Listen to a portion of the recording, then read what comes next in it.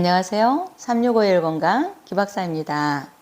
오늘은 잠 못 드는 밤 불면증에 대한 이야기를 해볼까 합니다. 불면증은 밤사이 모래성을 쌓고 또 부셔내고 이러한 부분들을 2주 이상 지속이 되면 되게 불면증이라고 얘기를 하죠. 이 불면증이 오게 되면 없던 병도 생기게 되는 게 바로 우리 체내의 리듬 때문에 그렇습니다. 잠을 자기는 자는데 일찍 잠들어서 조금 자고 그냥 깨버린다거나 늦게 잠이 들거나 잠을 자는데도 코 골고 이 갈고 꿈이 많고 해서 숙면하지 못한다거나 이러한 부분들이 모두 불면증으로 얘기를 합니다. 체내의 리듬을 보면 우리가 왜 잠을 자야 되는지 우리 하루의 24시간 중에서 밤 11시에서 새벽 3시까지는 자시와 축시라고 얘기를 합니다. 자시는 잠을 자야 되고 축시는 축 늘어져서 자야 되는데 그러지 못하죠. 그래서 잠을 자는데도 잔 것 같지가 않고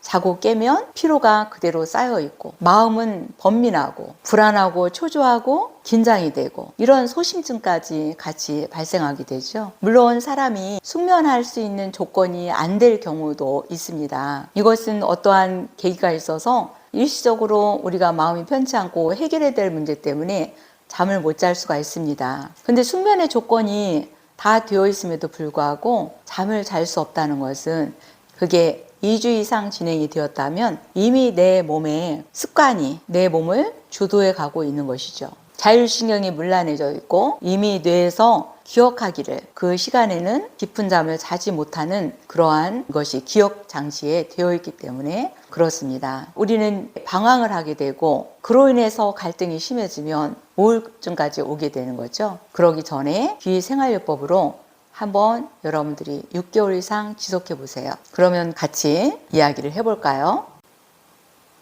귀 사진을 보시면은 수면구라는 부위가 있는데 바로 이 수면구 부위가 용기가 되어 있습니다. 변형의 하나의 일종인데 부풀어 있다 그래서 용기라고 하는데 수면의 질을 보는 것이죠. 수면의 질이 좋지 않다는 것입니다. 잠을 자기는 자는데 그래서 꿈도 많고 그 다음에 코도 골고 이도 갈고 꿈자리도 뒤숭숭한 상태를 보여줍니다.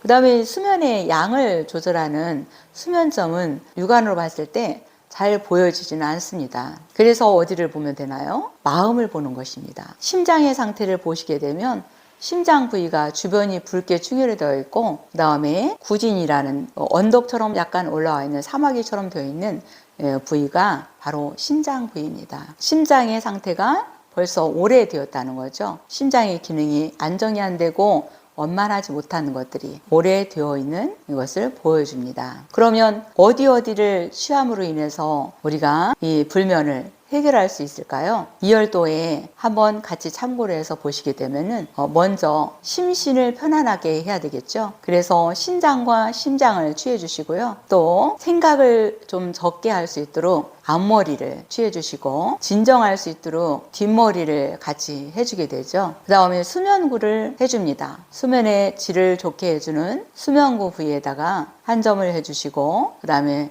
수면의 양을 조절하는 수면점에다 한 점을 취해 줍니다. 그 다음에 아쉬운 게 하나가 있는데요. 구내라는 자리가 있어요. 모든 우리 인체의 생리활동을 주관하고 있는 자율신경의 중추에 해당이 되는 것이죠. 자고 싸고 먹고 배설하는 모든 것들을 주관하는 것을 명령하는 그러한 기관이 시상하부인 구내입니다. 이 구내는 대의병의 외측에 옆머리하고 마주보고 있는 자리에 속하죠. 또 이렇게 했음에도 불구하고 내가 일시적으로 너무 피곤해서 잠을 못 잘 수도 있어요. 그래서 입점에다가 최면점이라고 한 점을 더 추가해 주시면 만성과 급성의 상태에서도 원만하게 해결할 수 있는 방법이 되지 않을까 합니다.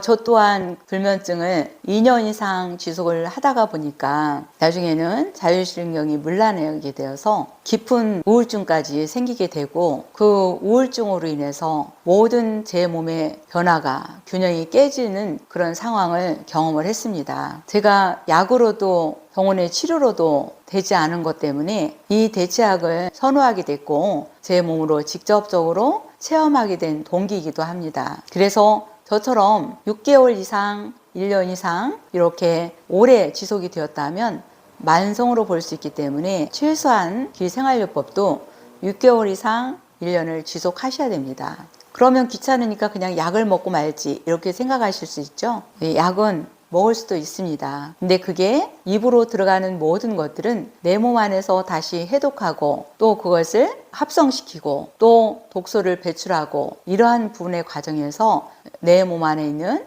오장육부를 또 기능을 허하게 만들 수도 있습니다. 그래서 내가 병이 드는 시간만큼은 못 가도 병이 회복되는 기간까지 그 시간들은 또 우리는 사용해야 됩니다. 급하게 생각하시면 더 많이 돌아가야 된다는 것을 기억하시고 저처럼 오랫동안 아팠다가 여러 가지 고뇌와 견딜 수 없는 고난 속에서 선택을 하시지 마시고 오늘 같이 청강으로 이렇게 들으신 분들은 한번 실천을 해보세요. 꾸준하게 실천하시고 관리하셔서 건행하시기를 바랍니다. 오늘 또 좋으셨다면 구독, 좋아요 꼭 부탁드립니다. 감사합니다.